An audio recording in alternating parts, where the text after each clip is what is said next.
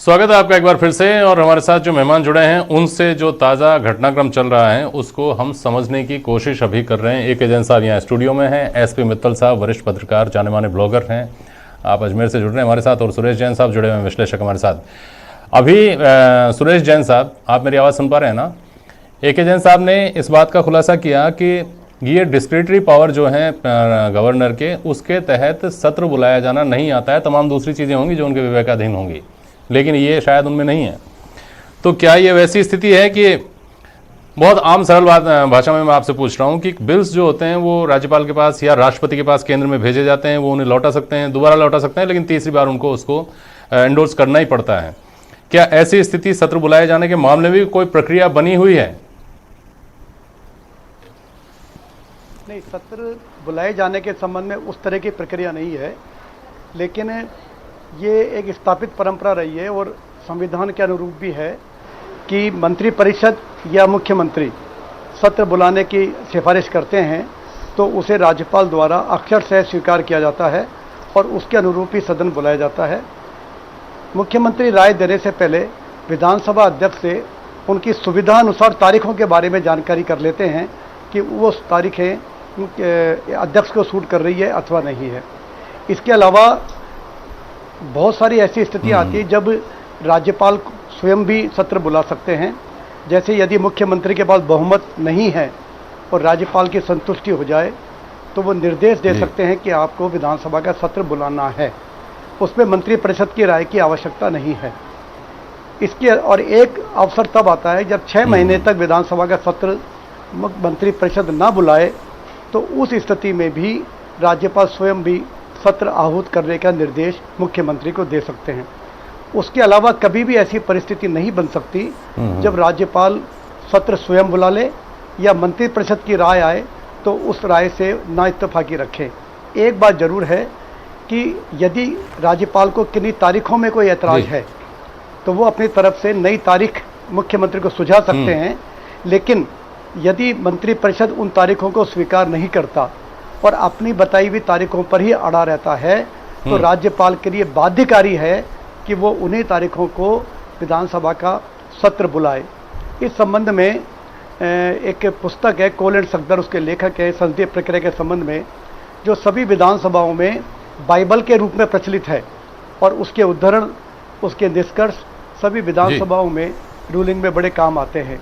1968 के अंदर presiding officers यानी सारे विधानसभाओं के अध्यक्षों का जो सम्मेलन हुआ था, उस सम्मेलन में भी ये सिफारिश की गई थी कि इस तरह की प्रक्रिया अपनाई जाए कि चीफ मिनिस्टर और मंत्रिपरिषद ने जो राय दी है गवर्नर उसकी अक्षर से पालना करे।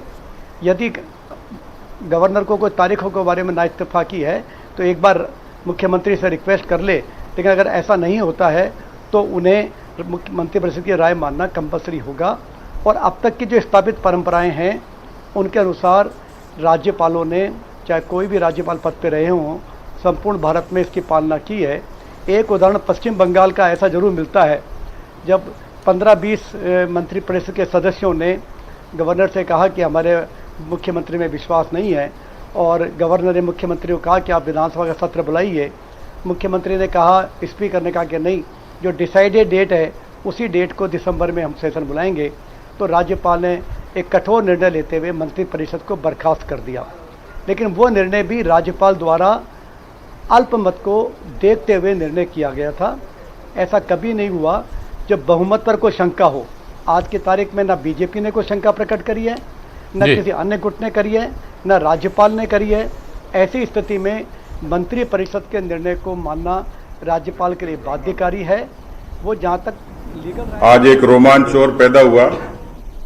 ठीक है जैन साहब, सतीश पूनिया बीजेपी के प्रदेशाध्यक्ष बोल रहे हैं, जरा उनको सुन लें, फिर मैं वापस आपके पास आऊंगा। इन्होंने एक अभूतपूर्व उपलब्धि हासिल करते हुए जो थोड़ी बहुत कमी रही थी वो भी पूरी कर दी। एक तरफ तो उच्चतम न्यायालय के अधीन एक संवैधानिक मसले की समाधान की याचिका चल रही है, उस पर सुनवाई चल रही है। दूसरी तरफ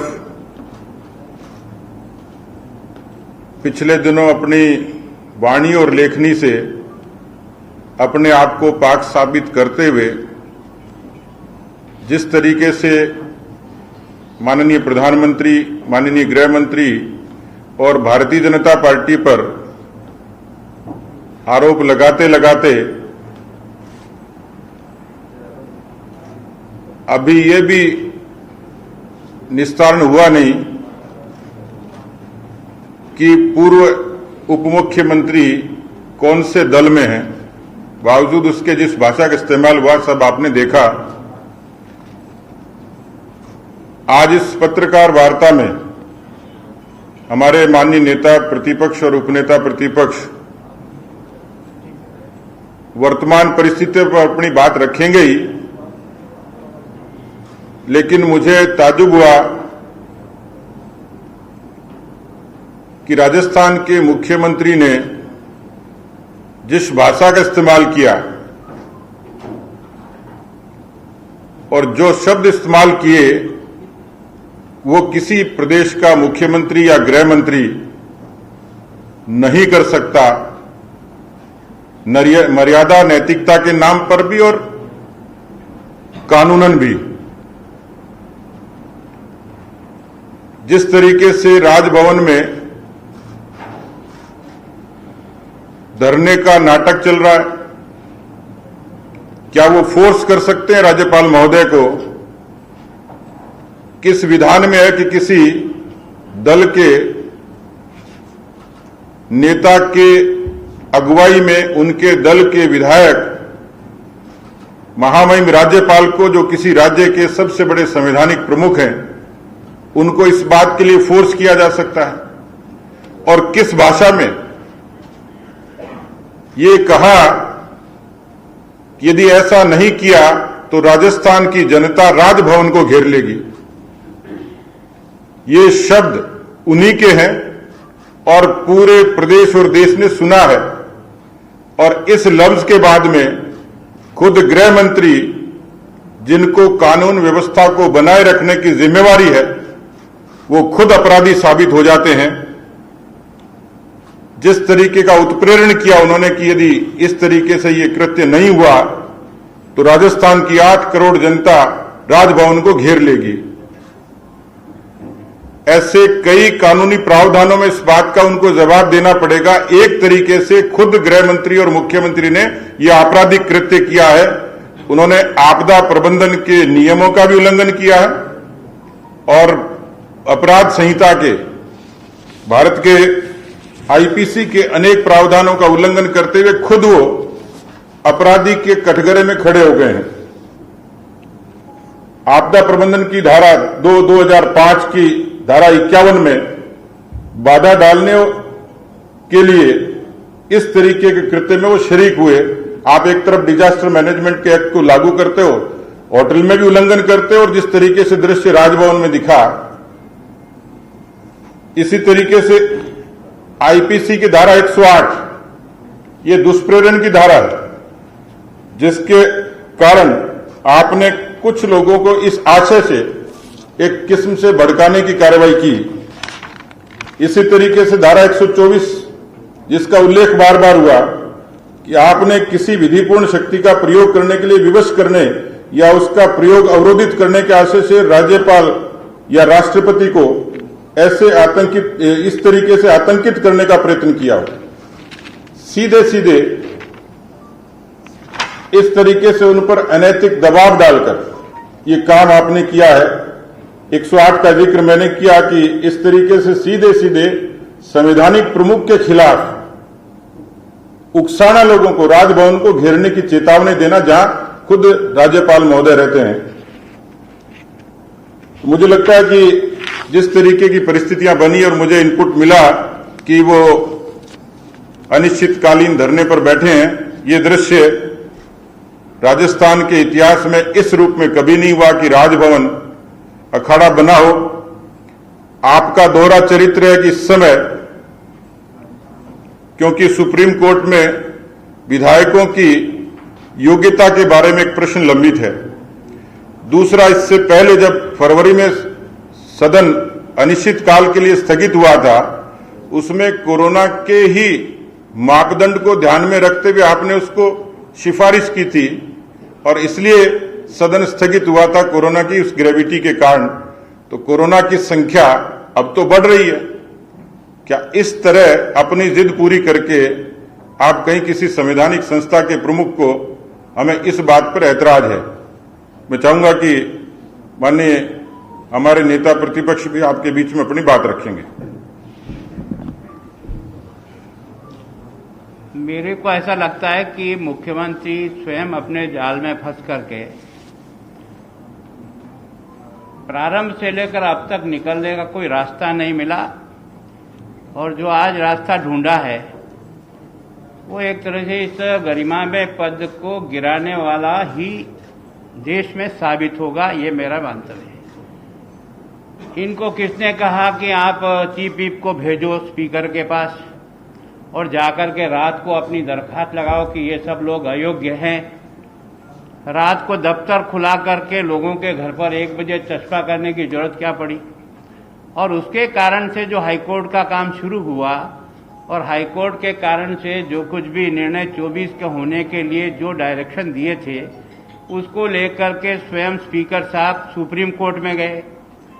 तो प्रारंभ किया हुआ पाप आपके द्वारा ही था और दोनों कोर्टों में जब जाकर के उलझ गया, जब कोई रास्ता आपको दिखाई नहीं दिया तो छटपटाना शुरू हुआ। बाकी पहले ही दिन मैंने आपके सामने कहा था कि इस सरकार की अल्पमत है या बहुमत है, इसका निर्णय अगर कोई करेगा तो हाउस का फ्लोर ही करेगा। ये बात अगर उस दिन हो जाती तो आज 12 दिन में बहुत कुछ निर्णायक स्थिति पर आ जाता, लेकिन उस समय तो कोर्ट कचहरी के रास्ते इसलिए ढूंढे क्योंकि बहुमत नहीं था। लोगों को पकड़ धकड़ करके ला करके तैयारी करने के लिए जो समय की आवश्यकता थी वो आपने होटल में बिताई और अब जब कोर्ट के कारण से आपको रास्ता दिख ही नहीं रहा है तो आज आपने सारी मर्यादाओं को धूल धूसर कर दिया। मैं सोचता हूं कि तरीका तो यही है जो कल आप मिल के आए, अपने कैबिनेट का निर्णय को गुलाब चंद कटारिया को सुन रहे थे आप और उससे पहले सतीश पूनिया जी को आपने सुना, बीजेपी के प्रदेशाध्यक्ष और नेता प्रतिपक्ष गुलाब चंद कटारिया। एसपी मित्तल साहब आपके पास आ रहा हूं।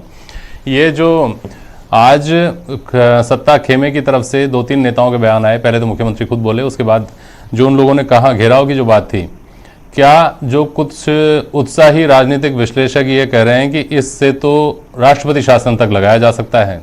क्या इतना मैग्नीट्यूड है इस बयान का?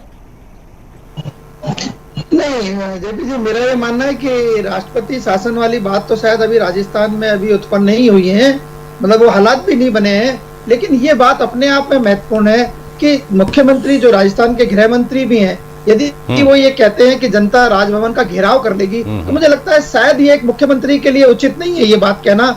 इसके बजाय तो जो संवैधानिक जो तौर तरीका है जो अब तक इन्होंने अपनाया, चाहे वो हाई कोर्ट गए, चाहे सुप्रीम कोर्ट गए या राज्यपाल के पास जाकर सत्र बुलाने का जो प्रार्थना पत्र दिया, वो मुझे लगता है कि वो ठीक था और उसके मुताबिक चलना भी चाहिए था। अभी पिछले उसमें आपने जब मुझे राज्यपाल के बारे में पूछा तो मैं आपको बताना चाहता हूँ कि राज्यपाल के बारे में हमने देखा मध्य प्रदेश के अंदर राज्यपाल ने डायरेक्शन दिए थे मुख्यमंत्री को कि आप सत्र बुलाओ, क्योंकि वहां पर उनके पास में बहुमत नहीं था। लेकिन यहाँ राज्यपाल इसलिए नहीं दे रहे कि उनको पता है कि इनके पास में बहुमत है। मैं सिर्फ ये मैं आपको सिर्फ कहना चाहता हूँ कि राज्यपाल जो है वो अपने नजरिए से निर्णय लेते हैं। हाँ, मैं फिर कह रहा हूँ कि मैं राज्यपाल पर कोई टिप्पणी नहीं कर रहा हूँ मैं, लेकिन आपको मध्य प्रदेश के और राजस्थान के प्रकरण में जानकारी दे रहा हूँ। तो मेरा ये मानना है कि जो मुख्यमंत्री अशोक गहलोत हैं, उनके जो रणनीतिकार है, मुझे लगता है मुख्यमंत्री जो संजीदा आदमी है, संवेदनशील आदमी भी है और बढ़िया आदमी है, उनके बारे में कोई ज्यादा नहीं कह सकते। लेकिन जो उनके सलाहकार हैं, उन्होंने जिस तरीके से जाके पहले विधानसभा अध्यक्ष के पास जाकर वो लेटर दे दिया कि साहब उनको आयोग को घोषित करा दे, इनको शायद ये उम्मीद थी कि जो विधानसभा अध्यक्ष करेंगे उसके मुताबिक वो 19 एमएलए जो है एक्चुअली वो अवैध आयोग के घोषित होंगे नहीं होंगे, ये एक बड़ी प्रक्रिया थी। शायद इनके रणनीतिकारों ने बहुत जल्दबाजी में ये निर्णय लिया कि क्या नाम से वो आयोग को घोषित विधानसभा अध्यक्ष के माध्यम से हो सकते हैं। शायद वो रणनीति फेल हो गई है और इसीलिए आज जिस तरीके से राजस्थान के राजभवन में जाके जो कार्रवाई की गई, मुझे लगता है कि ये क्या नाम से कार्रवाई जो है वो उचित नहीं है। अच्छा हो कि संवैधानिक प्रक्रियाओं के तहत ही ये सब भूमिका निभाई जाए और राज्यपाल के बारे में हम सब जने जानते हैं, उस पर ज्यादा कहना उचित नहीं। ठीक बात है जैन साहब। एक जैन साहब, ये समझना बहुत ज़रूरी है कि जैसे ये अपेक्षा की गई थी, ये पता नहीं था किसी को भी जब 14 जुलाई को नोटिस दिए गए और 15 जुलाई को बहस मुबाही से हो रहे थे, तब ये पता नहीं था कि ये मामला कोर्ट में चला जाएगा। और ये लग रहा था कि कोर्ट में तो कौन सी पार्टी जाएगी, इसमें तो सिंपल उनको जवाब देना है, जवाब देंगे, उसके बाद कोई कार्रवाई होगी तो आगे कोर्ट कचहरी देखे जाएंगे। अब ये जो घटनाक्रम चल रहा है, जो कश्मकश यहाँ शुरू हुई है राजभवन में, इसमें भी क्या कोई कानूनी विकल्प बचता है सरकार के पास? देखिए, सरकार के पास मुझे एक चीज़ समझ में नहीं आती कि जो कॉन्स्टिट्यूशनल अथॉरिटीज़ हैं वो अपने नियम दुरुपयोग के ऊपर सही उपयोग करने के स्थान पर बार बार ऐसी स्थिति क्यों पैदा करते हैं कि एक कॉन्स्टिट्यूशनल अथॉरिटी जो हाई कोर्ट सुप्रीम कोर्ट है, जिसका काम है कि वो लीस्ट इंटरफियर करे लेजिस्लेचर का काम में, उसे करना। बम्बई मामले में क्या हुआ, जब गवर्नर्स एक के बाद एक गलत तरीके से काम करने लगे तो सुप्रीम कोर्ट को इंटरफियर करके फेमस बम्बई जजमेंट देना पड़ा, जिसमें पहली बार ये आया कि राज्यपाल बहुमत साबित करवाने के लिए फ्लोर टेस्ट करवाएगा और फ्लोर टेस्ट करने की एक जिम्मेदारी डाली गई है। इससे पहले फ्लोर टेस्ट जैसी चीज का नाम हमारे संविधान में कहीं भी नहीं लिखा हुआ है। अभी भी ये स्थिति है कि जब 163(1) साफ है कि कैबिनेट की राय से वो काम करेंगे, कैबिनेट नहीं, मंत्रिपरिषद की राय से वो काम करेंगे, तो उसके बाद ये डिस्क्रिप्शन मंत्रिपरिषद का है। परंतु अब राजनीतिक कारणों से यदि मामले को उलझाते हैं, जैसे पहले भी कांग्रेस के जमाने में 92 बार विभिन्न सरकारें गिराई गई हैं, ये सब होता आया है, तो उसी की लेके सब। अब ये 14 तारीख को भी जो नोटिस दिया गया, जिस तरीके से जल्दबाजी में दिया गया, जो कुछ भी हुआ, फिर उनको पहले मेंबर मान लिया, फिर दोबारा उनको कह रहे हैं निलंबित कर रहे हैं, तो वो सारी की सारी स्थिति है कि जब आप कानून का मजाक उड़ाने लगेंगे तो स्थिति। और इस बार हम ये उम्मीद करते हैं कि राज्यपाल कम से कम पद की गरिमा रखेंगे। इस मामले में राज्यपाल एक स्टेट हेड है, नेशनल हेड है, राज्यपाल के ऊपर जब तक वो पद पर बैठे हैं न कोई आपराधिक मामला दर्ज हो सकता है, न कोई दीवानी मामला चल सकता है। जिस पद को हमने इतना गरिमा में बनाया है, उन पर पद पे बैठने वालों से भी ये उम्मीद है कि वो गरिमा रखेंगे, और साथ में जो उनको गलत एडवाइस दे रहे हैं उनकी भी ये ड्यूटी है कम से कम पद की गरिमा बनाए रखें, संविधान की गरिमा को बनाए रखें। बिल्कुल ठीक है। सुरेश जैन साहब आपके पास आ रहा हूं। देखिए, आज जो घटनाक्रम हुआ है उसमें कम से कम एक बात साफ हो गई है। अब से पहले आपने चूंकि राजनेताओं को और राजनीति को जीवन भर बहुत नज़दीक से देखा है, इसलिए आपसे सवाल कर रहा हूं मैं कि अभी तक ये यक्ष प्रश्न की तरह था कि फेयरमाउंट होटल में कितने आदमी, आईटीसी में कितने आदमी, गुड़गांव में।